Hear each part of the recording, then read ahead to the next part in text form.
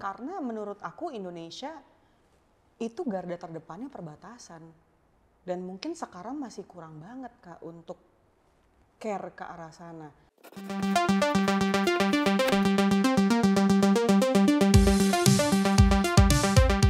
Putri Indonesia lingkungan 2019 pernah diserang habis-habisan, bahkan data pribadinya pernah diretas oleh haters.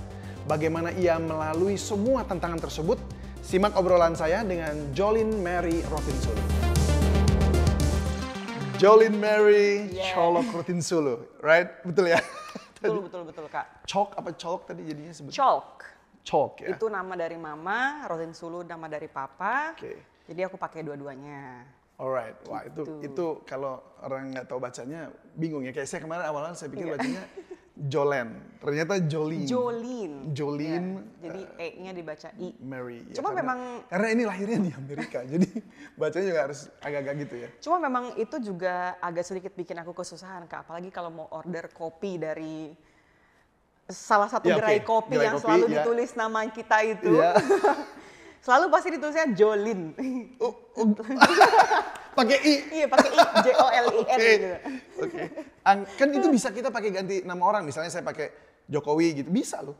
Iya juga sih. Iya, nanti mereka yang kayak cuman yang ngerenyit doang gitu kan. Gitu kayak yang atas nama Bambang. Atau Bambang. Tapi ternyata kita nggak tahu kalau misalkan kita ngerubah nama tadi. Lupa. Siapa itu Bambang? Ya bisa lupa, abis itu nunggu gitu diteriak-teriakin. Jadi itu kesulitan ya kalau pas lagi di situ ya, karena tulisnya sedikit I. sih Kak. Oke, tapi cuma nggak apa-apa. Oke. Suka kopi ya? Suka banget. Suka banget. Banget. Kopi apa? Dari mana yang paling suka?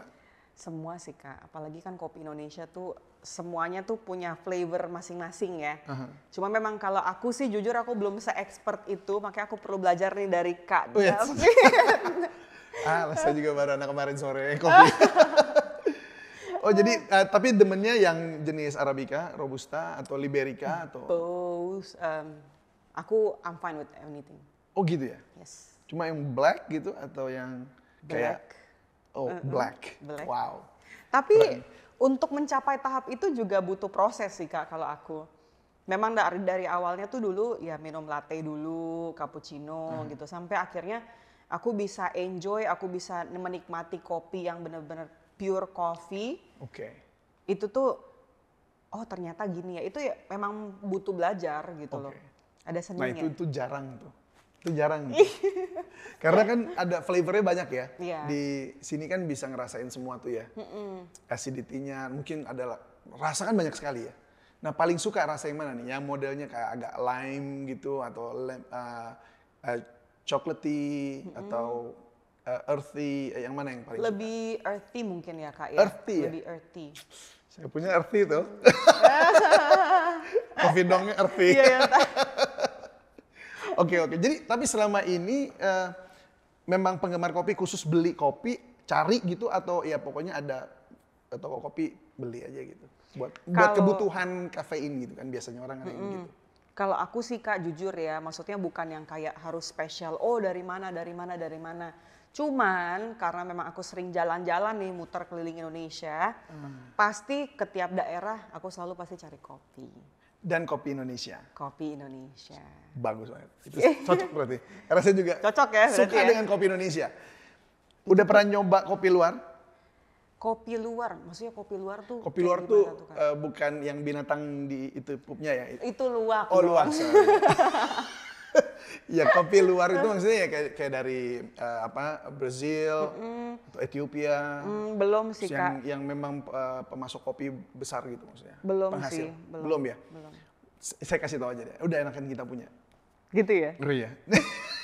Amerika aja ngambil dari kita tuh banyak banget. Wow. Itu hundreds of tons gitu kali. Tapi emang iya sih Kak, dulu sempat kan aku di Amerika itu tuh aku subscribe coffee dan itu tuh jadi gini sistemnya itu aku subscribe coffee 1 bulan itu mereka akan kirim 2 minggu sekali mereka akan kirim. Subscribe ini apa dulu? Boleh jelasin singkat kira-kira seperti apa? Subscribe itu bahasa Indonesianya apa ya? Subscriber mungkin subscribe bukan? Iya, daftar. Mendaftar untuk kita mendapatkan sama kayak dulu deh Kak, kalau kayak kita beli majalah itu kan kita bisa sign untuk dikirimin per bulan gitu kan majalahnya. iya, Tapi ini oke. versinya kopi. Langganan itu ya? Langganan, exact. Oke. Nah itu, langganan, berlangganan kopi. Jadi nanti kita akan dikirimkan si biji kopi ini. Berbeda-beda. Dan yang selalu aku dapat itu kopi Toraja. Padahal di Amerika. makanya bener kan? Gimana? Ya, gimana? Pas bener kan berarti memang kopi kita the best gitu. Buat apa Itu lagi selalu Mak, kayak nyobain kopi kopi dari luar? Sumatera lah. It's like always gitu. Oh iya, Atau ada campur-campur sih, tapi kebanyakan kopi Indonesia. Bahkan sampai kopi dari Sulawesi, waktu itu aku pernah dapet kayak, hey, ini daerah gue nih. Kok bisa nyampe sini ya? Oke, itu pas udah memang umur berapa waktu itu pas Tahun di sana? tahun lalu ya, 2000, Oh, baru-barusan 2020 dong. ya kalau nggak salah. Wah. 2020 itu waktu COVID hits kok. Oh gitu ya? Iya. Wow, kopi kita yes sampai hari ini pun tetap Ternyata dinikmati. kopi Indonesia bisa sampai ke sana. Nah semoga bahwa itu kopi berkelanjutan ya. Yes. Sampai ke depan nanti masih terus bisa buat apa istilahnya kayak black oilnya kita kan? Iya, mudah-mudahan Coffee itu sih kayak- Kak. iya. Karena memang ya kemarin juga kan aku sempat ngobrol-ngobrol ya sama beberapa praktisi, pakar atau apalah itu sebutannya lah ya. Jadi memang mereka itu bilang bahwa problemnya Indonesia ini adalah kopi kita bagus, tapi tidak ada generasi muda yang ingin melanjutkan jadi petani kopi. So that's actually the main Wow. problem. Jadi Gak ada yang mau melanjutkan jadi petani kopinya atau pohon kopinya udah nggak ada? pohon kopinya Maksudnya masih. sudah bakal habis gitu? Jadi gini Kak, pohon kopinya tuh masih ada. Iya. Tapi pohon kopi ini yang mungkin ditanam dari generasi sebelum-sebelumnya gitu loh. Dan kan butuh waktu untuk pohon kopi ini dari kecil. Iya. Terus sama kayak ini kan kita lagi berada di tanaman-tanaman nih. Iya, iya, Ya. Tanaman itu kan butuh waktu untuk dia Tumbuh. sampai Dan bisa dia panen untuk dinikmati. panen, Karena perlu gitu. panen pertama kayaknya nggak diambil dulu gitu kalau nggak salah ya. Atau sampai Itulah beberapa yang kali. menjadi sampai sekarang tuh gimana ya caranya ya untuk bikin sustainable coffee ini tuh bisa menjadi bukan hanya sekedar slogan gitu loh, tapi ya kita memang harus terjun gitu, anak-anak muda harus Iya. terjun ke situ. Wah itu harus. Karena itu black gold kita, black oil kita loh itu. Selain memang bahwa kita ada yang lain ya mungkin ya, kelapa sawit, tapi kopi ini salah satu penghasil devisa kita yang besar banget. Tapi kemarin itu sering ke daerah berarti? Sering ke daerah. Selama mengemban sebagai Putri Indonesia Lingkungan, itu memang tugas ke daerah atau karena ada sesuatu hal yang lain? Sebenarnya kalau pokoknya memang tugas Kak. Karena kan kita pasti dari yayasan kan ngasih kita tugas untuk kemana. Cuma memang kalau aku sendiri ketika aku bertugas itu aku selalu juga mencari-cari kira-kira apa ya sebenarnya permasalahan di daerah itu. Kayak mini research lah gitu. Mini research. Lebih kepada aku tuh punya rasa pengen tahu sendiri gitu loh. Kayak kira-kira apa ya dari daerah ini, oh ternyata masalahnya yang kayak contoh kayak kemarin gitu ke Natuna, ternyata masalah pokoknya tuh mengenai masalah kelautan. Terus kemudian ke Atambua, masalah pokoknya yaitu perbatasan karena kan berbatasan langsung sama daerah Timur-timur. negara lain Negara gitu. Kayak gitu-gitu sih Kak. Oke, jadi yang kalau di sepanjang pengamatannya Jolin itu permasalahan apa yang Jolin lihat masih terjadi di Indonesia yang kurang lebih ini signifikan banget, ini perlu diselesain gitu?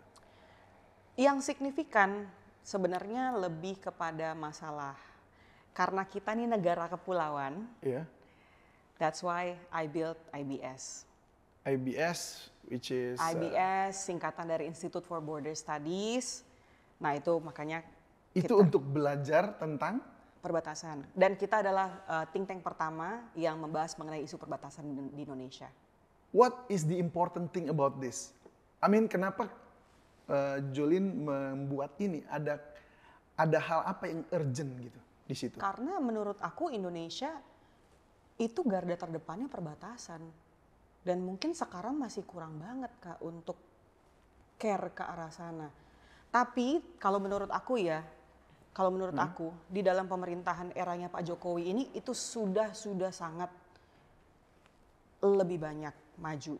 Untuk Iya kan arah udah sana. ada kayak pintu-pintu perbatasan yang udah bagus-bagus tuh ya. PLBN, Pos Lintas Batas Negara. Betul. Lalu IBS ini akan berperan di mana? Jolin akan mengisi peran apa gitu di situ? Oke, jadi IBS itu mempunyai tiga baseline, to research, to empower, and to advocate. Oke. Jadi hasil research kita itu bisa kita serahkan kalau misalkan memang pemerintah butuh nih hasil riset kita. Ada apa sih sebenarnya yang terjadi di bagian Indonesia sebelah sini gitu. Itu kita bisa kasih, monggo silahkan dipakai. Empower, kita akan melakukan hal-hal untuk orang-orang di daerah situ tuh memiliki daerahnya, rasa kepercayaan diri. Ini contoh satu hal Kak. Aku sendiri pun nggak usah ini deh, kita berdua nih dari daerah perbatasan. Aku dari Manado, mungkin kakak dari Sanger yang berbatasan langsung dengan Filipina kan. Kak, anak-anak daerah kayak kita ini, chance kita untuk sukses di Jakarta berapa sih? Itu yang saya belum tahu datanya tuh. Mungkin Jolin mesti kasih tahu saya. Saya langsung mikir juga ya, apa ya? Enggak, maksudnya gini loh Kak, orang-orang itu di daerah, maksudnya walaupun mereka tetap di sana. Orang-orang di daerah perbatasan Indonesia, mereka tuh punya semangat, they have the courage untuk sukses gitu. Tapi memang mungkin karena background edukasi, background tata letak wilayah, itu menjadikan mereka tuh nggak punya the equal chance untuk sukses sama seperti anak-anak yang ada di Pulau Jawa. Oke. Karena kalau di sini ya, di sini pikiran saya langsung gini. Langsung banyak banget gitu. Kayak yang pendidikan harus bagus. Iya, artinya semua itu harus memang merata. Sementara kita pendidikan belum merata kan. betul. Terus kesehatan. Betul. Gila, itu yang di pegunungan gimana? Iya. Terus kemudian masih apalagi infrastruktur. Ya, Pak Jokowi udah bangun kayak di Papua udah bagus semuanya. Iya. Cuma mungkin pasti masih ada daerah-daerah lagi yang terpencil-terpencil yang belum ada jalannya yang benar-benar bisa diakses bagus gitu. Itu lebih ke yang aku bilang barusan, itu lebih ke isu besarnya sih Kak, isu globalnya. Cuma memang kalau misalkan kita mau memperbaiki itu ya step by step, nggak bisa langsung simsalabim semuanya beres dong Indonesia punya problem. Right. Itu yang terakhir tadi yang 3 apa poinnya? Oh ya, research, empower, advocate. Advokasi. Untuk apa nih? Advokasi apa? Menyuarakan apa sih sebenarnya problem. Kalau aku punya rumus Kak, semakin kita membicarakan sesuatu, the more you talk about it, the more people will aware of it. Kalau kita nggak membicarakan sesuatu, kita tidak berani untuk speak up mengenai suatu masalah, orang nggak akan lihat itu sebagai masalah. Karena dia nggak biasa aja gitu ya? Iya. Sama kayak waktu itu aku sempat juga ngobrol mengenai masalah stop single use plastic. Ya. Aku ngomong waktu itu di markas besar PBB. Karena apa? Nggak ada orang yang peduli. I've watched it. Yeah. Terima kasih. Nggak ada yang wearing crown, right? Oke. Nggak ada yang peduli. Karena nggak ada yang. Bukannya di Indonesia juga plastik sudah mulai waktu itu Bu Sri Mulyani menggeber itu cepat. Gitu betul.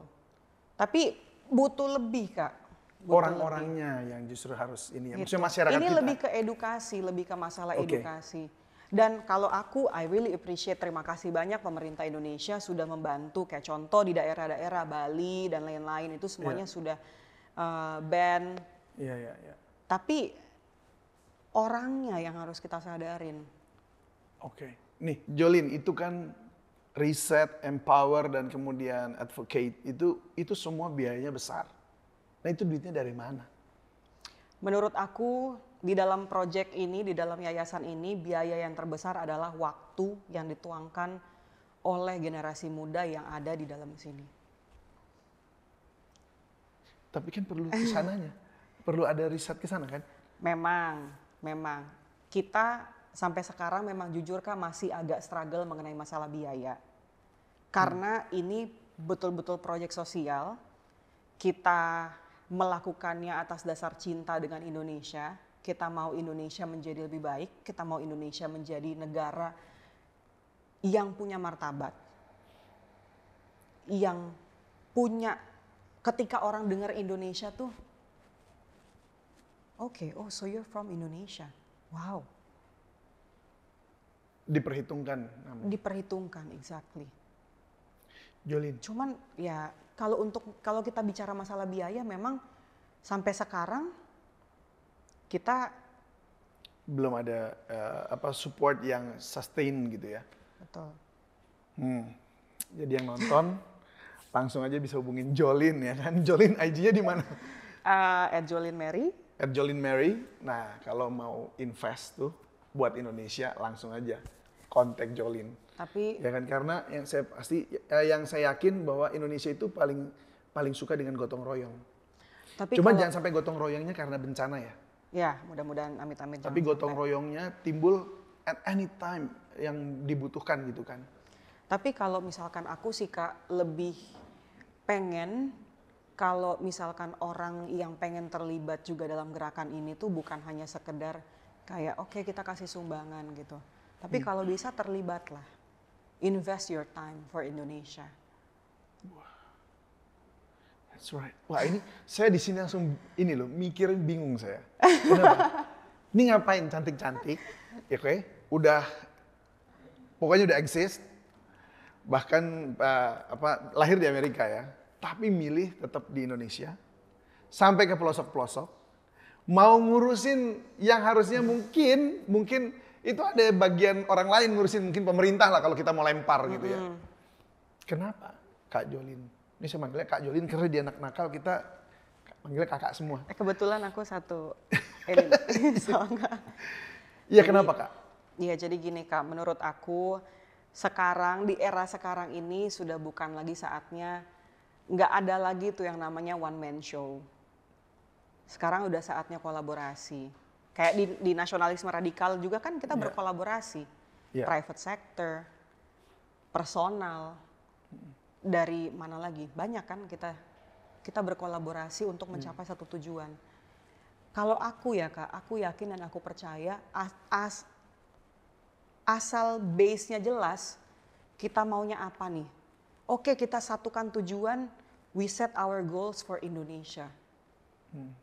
Itu nggak ada tuh yang namanya kayak yang kepentingan golongan, kepentingan suku, kepentingan yang lain-lain.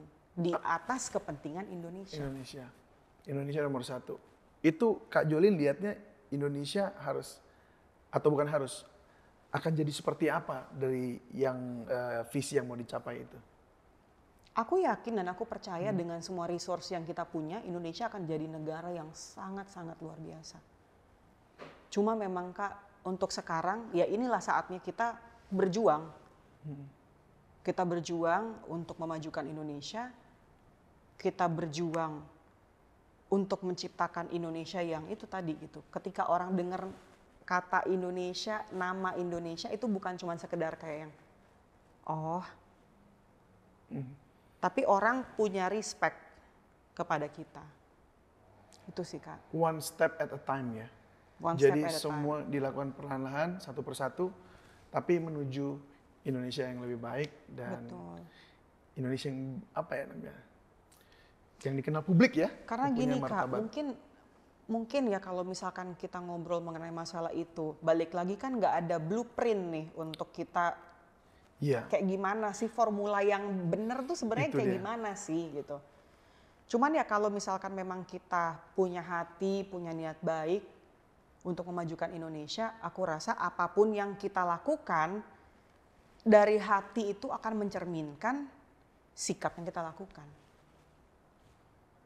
Right, ini revolusi mental juga ya. Bener ya? Aduh. Wow. Ribet ya? Iya ya. Ribet ya? Iya, cuma gini buat teman-teman yang nonton gitu.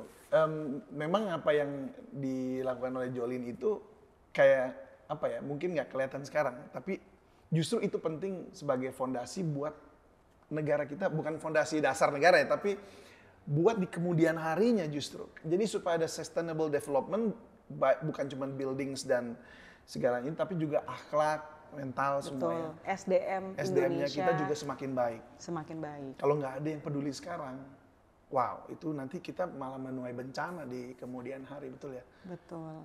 Wah, gila, keren banget nih Kak Jolin ini. Saya Gimana ya? It's proud lah gitu ya ketemu ada Kak Jolin, walaupun udah seperti ini udah mapan lah, tapi masih gue peduli. Jadi kalau buat teman-teman semua yang ada di sana yang nonton ini, kita masih mentingin diri sendiri ya, rasanya agak udah ketinggalan zaman kali ya. Karena it's time for us to wake up, to do something, ya kan? Untuk bekerja bersama-sama, kolaborasi. Ya. Anyways, kita ke pertanyaan yang agak sedikit private. Ini ada pertanyaan-pertanyaan dari publik ini. Aduh, jadi, ada apa gimana ini? Ya?